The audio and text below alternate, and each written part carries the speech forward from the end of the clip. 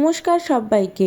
সবার প্রথমেই জানাই সবাইকে অনেক অনেক ধন্যবাদ। আমার এই ভিডিওটা ওপেন করার জন্য আপনাদের সবাইকে অনেক অনেক ধন্যবাদ। আজকে আমি রান্না করেছি হাঁসের ডিমের ডালনা। দেখুন দেখতে কত সুন্দর লাগছে। এই রকম হাঁসের ডিমের ডালনা দিয়ে এক থালা গরম ভাত বা ভাত, রুটি, লুচি যে কোনো উপকরণ দিয়েই খেতে কিন্তু খুবই ভালো লাগবে। কথা দিচ্ছি এই ডিমের স্বাদ আপনারা ভুলতে পারবেন না। আর এই রান্নাটা কিন্তু খুব সহজেই এবং চটজলদি করে নেওয়া যায়। ঘরে যে সমস্ত সবসময় উপকরণ আমাদের থাকে সেগুলো দিয়েই রান্না করা যায়। এই হাঁসের ডিমগুলো রান্না তাহলে কি করে করেছি তাহলে চলুন দেখা যাক। আমি প্রথমেই হাঁসের ডিমগুলোকে বাজার থেকে আনার পর ভালো করে ধুয়ে নিয়েছি, কারণ হাঁসের ডিমের মধ্যে প্রচণ্ড ময়লা থাকে, তাই ভালো করে ধুয়ে নিয়ে এসেছি। হাঁসের ডিমগুলো দেখুন কতটা বড় আর খুবই ভালো। হাঁসের ডিমের কুসুম খেতে কিন্তু আমার ভীষণ ভালো লাগে। আর কার কার আমার মতন হাঁসের ডিমের কুসুম খেতে ভালো লাগে প্লিজ একটু কমেন্ট করে জানাবেন। এই যে হাঁসের ডিমগুলোকে আমি একটা বাটির মধ্যে নিয়ে নিয়েছি। এইবার ঠান্ডা জল দিয়ে বাটিতে তারপরে আমি ডিমটাকে সেদ্ধ করে নেব। হাঁসের ডিম কিন্তু সেদ্ধ করতে একটু বেশি সময় লাগে, আর জলটা কিন্তু ডিমটা যাতে ডুবে যায় সেইভাবেই জলটা দিতে হয়। তাহলে দেখুন আমি জানি আপনারা কম বেশি সবাই হাঁসের ডিম সেদ্ধ করতে জানেন, তবুও আমি কি করে করেছি সেইটা একটু বলে দিলাম। আর জলের মধ্যে একটু নুনও দিয়ে দিলাম যাতে ডিমগুলো ফেটে না যায় আর সহজেই সেদ্ধ হয়ে যায়। গ্যাসটা অন করে দিয়েছি। এইবার আমি ডিমগুলোকে বসিয়ে দিলাম গ্যাসের মধ্যে হওয়ার জন্য। সেদ্ধটা হয়ে গেলে আমি তারপরে ছাড়িয়ে নেব। সেদ্ধ অলরেডি হয়ে গেছে এবং আমি হাঁসের ডিমগুলোকে সুন্দরভাবে ছাড়িয়ে নিয়েছি। আর এইগুলোকে একটু মাঝখান দিয়ে চিড়ে চিড়ে দিয়েছি যাতে ভেতরে নুন মশলা ঢুকে যায়, কারণ হাঁসের ডিমের খোলাটা একটু শক্ত হয় আর অনেকটাই মোটা হয়। এখানে দেখুন আমি কি কি উপকরণ নিয়েছি। একটা টমেটো কেটে নিয়েছি, দুটো বড় সাইজের পেঁয়াজ কেটে নিয়েছি, কাঁচা লঙ্কা চিড়ে নিয়েছি, আর নিয়েছি আদা রসুনের পেস্ট।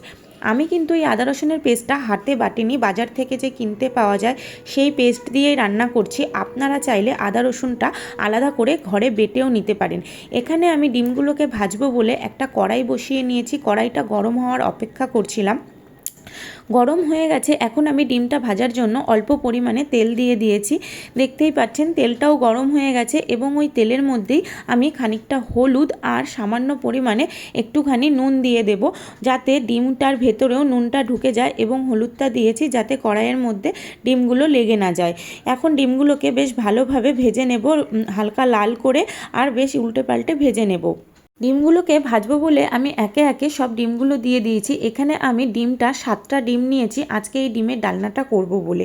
ডিমের ডালনাটা করতে কিন্তু একদমই কম সময় লাগে। যারা আমার রান্না প্রত্যেক দিন দেখে তারা জানে আমি খুব কম সময়ে আর খুবই অল্প সহজেই রান্না করার চেষ্টা করি, কারণ মানুষের কাছে সময়ের এখন প্রচণ্ড দাম, সময়ের খুবই অভাব, মানুষ খুব কম সময়েই চলার চেষ্টা করে। আমি ডিমগুলোকে ভেজে তুলে নিয়েছি। তারপর সেই কড়াইয়ের মধ্যেই আবার পরিমাণ মতন তেল দিয়ে তাতে খানিকটা গোটা গরম মশলা ফোড়নে দিয়ে দিয়েছি। গরম মশলা ফোড়নে দিলে কিন্তু স্মেলটা খুব সুন্দর বেরায় তেল থেকে।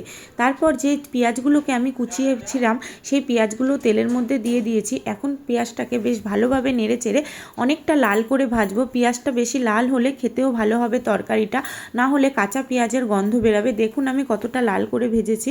তারপরে আমি এই টমেটো আর যে কাঁচা লঙ্কাগুলো চিড়ে রেখেছিলাম সেইগুলো পেঁয়াজের মধ্যে দিয়ে দিয়েছি এবং একসাথে সেটা নেড়ে চেড়ে নিয়েছি।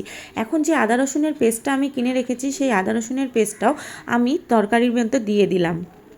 আদা রসুনের পেস্টটা দিয়ে এবার আমি একটু হালকা নাড়িয়ে চাড়িয়ে নেব। তারপরে এতে কিছু গুঁড়ো মশলা দিয়ে দেব। এই যেমন ধরুন হলুদ আর সামান্য পরিমাণ একটু লঙ্কার গুঁড়ো দেব, কারণ আমি আগেই কাঁচা লঙ্কা দিয়েছি। কালারের জন্য অল্প করে আমি লাল লঙ্কার গুঁড়ো দিলাম। আপনারা চাইলে ঝালটা বেশি খেলে বেশিও দিতে পারেন। অবশেষে স্বাদ মতো নুন দিলাম। আমি কখনোই ভিডিওতে মশলার পরিমাপ বলি না, কারণ যারা আপনারা এই ভিডিওটা দেখছেন তারা প্রত্যেকেই কম বেশি রান্না করেন এবং আপনারা জানেন কোন তরকারিতে কতটা পরিমাণে আমরা মশলা দেব। তাই আমি সেই মশলার পরিমাণটা বলি না, আমি আমার পরিমাপ মতো দিয়েছি, আপনারা আপনাদের পরিমাপ মতন দেবেন। এরপর ভালোভাবে নাড়িয়ে চাড়িয়ে নিয়ে তার মধ্যে আমি একটুখানি জল দিয়ে দিলাম যাতে মশলাটা কষতে সুবিধে হয়, এবং গ্যাসের আঁচটাকে বাড়িয়ে দিয়ে আমি মশলাটাকে হাই ফ্লেমে ভালোভাবে নাড়িয়ে এই মশলাটাকে কষিয়ে নেব যতক্ষণ এই জলটা না টেনে যাচ্ছে আর তেল না ছেড়ে দিচ্ছে। বেশিক্ষণ সময় লাগে না, 1 থেকে 1.5 মিনিট একটু নাড়াচাড়া করলেই দেখা যাবে জলটা পুরোটা মজে গেছে গেছে এবং মশলাটা থেকে সুন্দরভাবে তেল ছেড়েছে। আপনারা দেখতেই পাচ্ছেন কত সুন্দরভাবে তেল ছেড়েছে, আর গন্ধটাও খুব সুন্দর বেরিয়েছিল, কারণ এতে গোটা গরম মশলা ফোড়নে দেওয়া হয়েছিল। আপনারা কিন্তু অবশ্যই এই ডালনাটা যখন করবেন গোটা গরম মশলাটা ফোড়ন দেবেন, তাহলে এই সুন্দর গন্ধটা কিন্তু মিস করে যাবেন আপনারা। দেখুন কত সুন্দরভাবে তেল ছেড়ে দিয়েছে। এখন আমি যে ডিমগুলোকে ভেজে রেখেছিলাম সেই ডিমগুলো আমি এই মশলাটার মধ্যে দিয়ে ভালোভাবে নাড়িয়ে চাড়িয়ে মাখিয়ে নেব। তারপরেও বেশ কিছুক্ষণ প্রায় 30 সেকেন্ড মতন আমি এই মশলাটাকে ডিম দিয়ে কষাবো, কারণ ডিমের ভেতরেও মশলাগুলো যাতে ভালোভাবে প্রবেশ করে, ভালোভাবে ঢুকে যায়, যার কারণে আমি ডিমগুলো চিড়ে চিড়ে দিয়েছি। সেই জন্য আমি এই মশলা দিয়ে ডিমটাকে বেশ কিছুক্ষণ নাড়িয়ে চাড়িয়ে নিয়ে তারপরে আমি একটু পরিমাপ মতন জল দিয়ে দিচ্ছি। আপনারা চাইলে বেশিও দিতে পারেন, আপনারা চাইলে এর থেকে কমও দিতে পারেন। আমি আমার পরিমাপ মতন দিয়েছি, কারণ এই যে মশলাটা জল দিয়ে একটু সেদ্ধ হবে তার কারণে। এবার আমি একটু গরম মশলা দিয়ে দেবো। আমার এই সানরাইসের গরম মশলাটা ভীষণ ভালো লাগে, আমার খুবই পছন্দের এই গরম মশলা। কার কার এই গরম মশলাটা ভালো লাগে একটু কমেন্ট করে জানাবেন। এখন আমি এই গরম মশলাটা দিয়ে সিম আঁচ করে বেশ কিছুক্ষণ রেখে দেব। এই তরকারিটা বেশ অল্প কিছুক্ষণই, তাও ধরুন 10 থেকে 15 সেকেন্ড মতো আমি সিম আঁচ করে রেখে দেব।